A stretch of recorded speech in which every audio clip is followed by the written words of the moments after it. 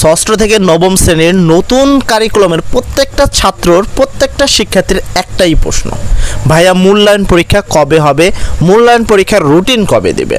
আমি এই বিষয়ে তোমাদের একবারে প্রমাণ সহ বলে দিচ্ছি। আর সবচেয়ে বড় কথা হলো মূল্যায়ন পরীক্ষা কবে হবে সেই বিষয়ে আমি বলি। মূল্যায়ন পরীক্ষার কথা তুমি ছেড়ে দাও, মূল্যায়ন পরীক্ষা তো হবেই না, বরঞ্চ তোমাদের নতুন কারিকুলাম থাকবে কি না এইটা নিয়ে কিন্তু অলরেডি বড় সমস্যা সৃষ্টি হয়ে গেছে। এবং তোমাদের জানার সুবিধাতে বলে দিই, অলরেডি কিন্তু বগুড়ায় একটা শিক্ষা প্রতিষ্ঠানে নতুন কারিকুলামকে স্থগিত করে দিয়েছে। তাহলে বুঝতেই পারছো নতুন কারিকুলাম নিয়ে যদি টানাটানি থাকে সেখানে তোমাদের মূল্যায়নের কথা আর কি বলবো। ফার্স্ট অফ আমি বলবো যে মূল্যায়ন পরীক্ষা হবে কিনা, আর হইলেও বা কবে হবে।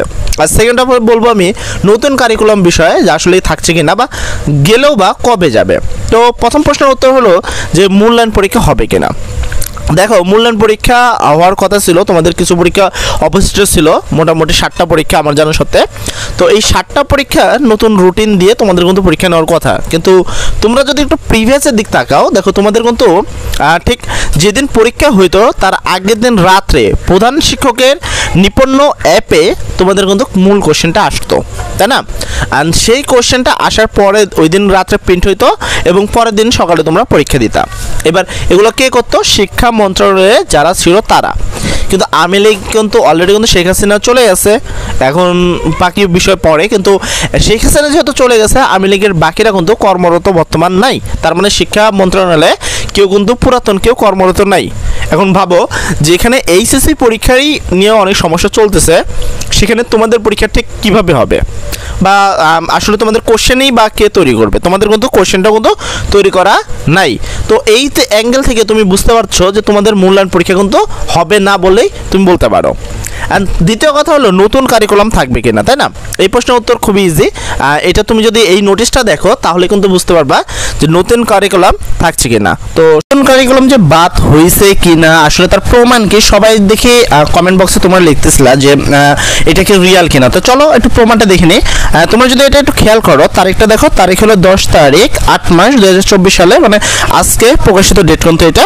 অ্যান্ড এটা কোথা থেকে প্রকাশিত দেখো, জাতীয় শিক্ষাক্রম ও পাঠ্যপুস্তক বই বোর্ড, সেটা কি তোমার 6970 মতিঝিল বা এ ঢাকা 1000 প্রকাশিত হয়েছে কোথায়? www.nctv.gov.bd, যেটা তো এটা মূলত হলো প্রেস বিজ্ঞপ্তি একটা, ঠিক আছে, যেখান থেকে বলা হচ্ছে যে নতুন কারিকুলাম বাদ হয়েছে কি না।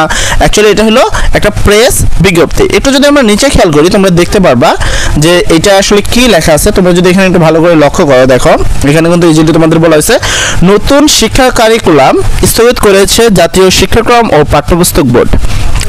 এনসিটিভি মর্মে একটি বিভিন্ন সংবাদ মাধ্যমে প্রিন্ট এবং ইলেকট্রনিক প্রকাশিত হচ্ছে, যা সত্য নয়। তবে 11 আগস্ট থেকে বগুড়ায় অনিশ্চিতভাবে শিক্ষাক্রম সংক্রান্ত একটি কর্মশালা স্থগিত করা হয়েছে। তার মানে বুঝতে পারতেছো যে বগুড়ায় কিন্তু অলরেডি এটা স্থগিত করে দিয়েছে। অ্যান্ড আমি তোমাদের সুবিধাতে যদি বলি, দেখো আমি কিন্তু আমার ভিডিওতে খুব সুন্দর করে বলছি এই বছর তোমাদের নতুন শিক্ষাক্রম থাকবে। এখানে কিন্তু সেটা বলেছে এটা সঠিক নয়, মানে এখন থেকে এই যে 11 আগস্ট থেকে যে তোমাদের নতুন শিক্ষাক্রম বন্ধ বা স্থগিত হয়ে গেছে, নতুন কারিকুলাম থাকবে না, এইটা কিন্তু ভুল নিউজ। কিন্তু সঠিক নিউজ কোনটা? যে তোমাদের যে শিক্ষাক্রমটা রয়েছে, মানে নতুন যে তোমাদের নতুন কারিকুলাম যেটা রয়েছে সেটা কিন্তু এই বছরটা থাকবে।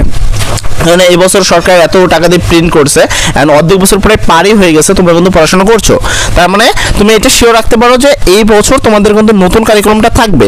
কিন্তু দেখো অলরেডি কিন্তু বগুড়ায় একটাকে শিক্ষাক্রমে তোমাদের কর্মশালা বন্ধ করে দিয়েছে, মানে অলরেডি নতুন কারিকুলাম এক জায়গায় বন্ধ হয়ে গেছে। তবে আমি কিন্তু বলেছিলাম যে এই বছর কোনো কিছু বন্ধ থাকবে না, বন্ধ থাকবে হলো সামনের বছর থেকে, অর্থাৎ সামনের বছর থেকে তোমাদের নতুন কারিকুলাম সম্পূর্ণভাবে বন্ধ থাকবে। ঠিক আছে, আশা করি তোমরা বুঝতে পেরেছো। তো সবাই ভালো থাকবা। আসসালামু আলাইকুম।